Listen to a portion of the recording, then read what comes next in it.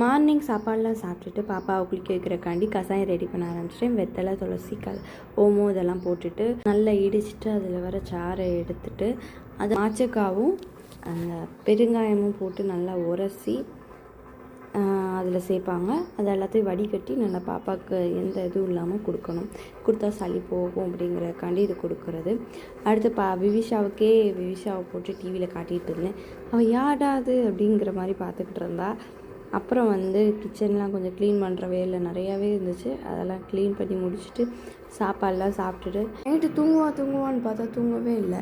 சரி நாங்களும் வழக்கம் போல் சின்சானை போட்டு பார்த்துட்ருந்தோம். சின்சான் பார்க்கலைன்னா அன்றைக்கி நைட்டு எனக்கு தூக்கமே வராது. ஏன்னா அது பார்த்தா என்னமோ மனசில் எதுவுமே ஓடாத மாதிரி அப்படியே அதுக்குள்ளேயே முங்குற மாதிரி இருக்கும். ரொம்ப நல்லாயிருக்கும். நீங்களும் வேணால் ட்ரை பண்ணி பாருங்கள்.